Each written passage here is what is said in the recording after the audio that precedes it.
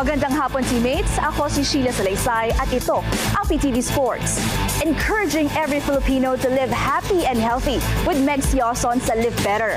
Adventure ba ang hanap nyo? Samahan nyo ako sa Sports Trip.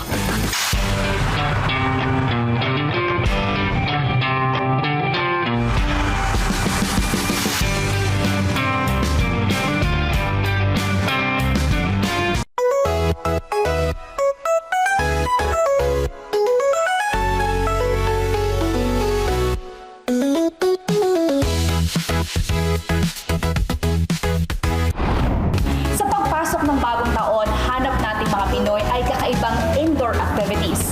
Kumbaga, what we are after is a place where there's a little bit of everything for everyone. Sports-related plus entertainment. Kung ito ang hanap nyo, you can go to this place in Taguig City, perfect for unwinding, enjoying, and having a blast. Ako si Sheila Salaysay and let's level up the fun dito sa Sports Trip.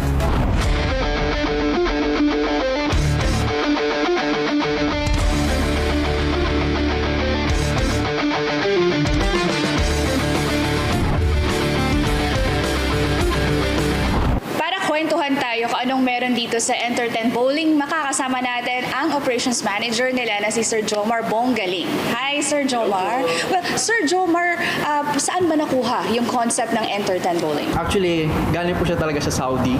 And then, nag-branch out po sila dito sa Philippines. And the first branch po talaga is from the Saudi po. So, meron na po silang 4 branches po sa Saudi po. And then, for now, meron po ngayon na I'm thinking mag-expand po sila here in the Philippines in soon. So, ang concept po namin dito is to entertain the people po here in the Philippines na ma-experience sila yung bowling. And we have another new here in the Philippines po na sports is we call it the axe throwing po, where we have the first axe throwing game here in the Philippines actually, here in Entertain. So if you want to visit us here in Venice Grand Canal, Makinlil, Taguig City po. Ano-ano yung mga activities na pwedeng gawin dito? First of all, syempre po, bowling. And then second po is we have archery. And then we have axe throwing, KTV.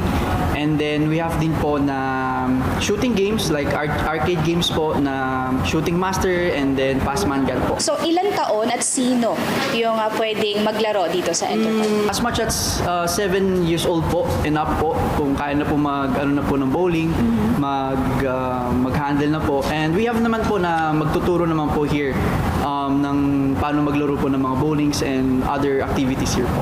Napansin ko lang, sir, kasi sa mga entertainment facilities these days, usong-uso yung may mga neon lights, yung may mga effects. Why do you think patok ito sa mga Pinoy? Right now po kasi we're going to the trends po. Lalo na ngayon mga millennials po or yung mga Gen Z yan po. So, yun po. Kaya po siya nilagyan po namin ng mga gantong lights po and yung ambience niya po is for for the Gen Z po and for the people na mga kids po. Ganun. Dito sa Entertain Bowling, marami kang pwedeng gawin. Get ready to roll and enjoy a lively game of bowling in a vibrant atmosphere. May 4 lanes dito, 2 for adults and pati sa kids.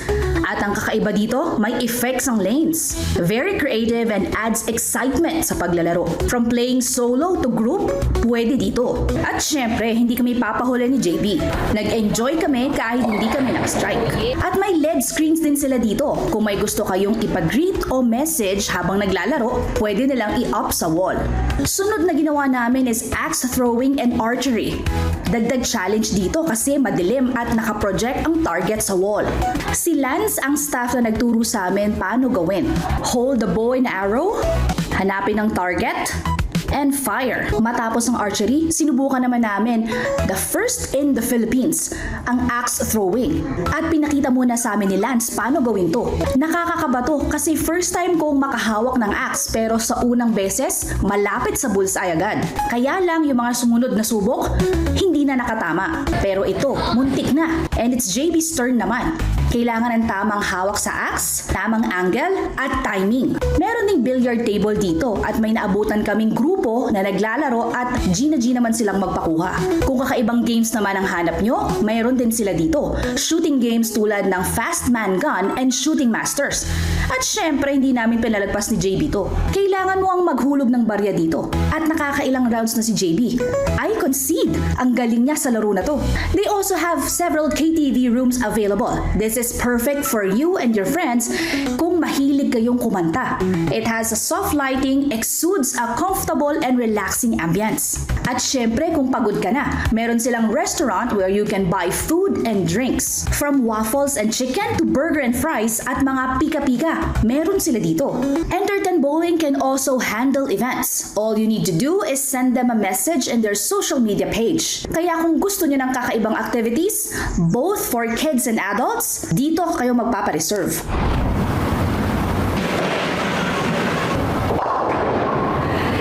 Dito, stress takes a back seat, allowing one to enjoy a unique blend of activities because fun knows no age. Kaya sa susunod ulit, sama na. Dahil dito sa Sports Trip, ano man o saan man, G na G tayo.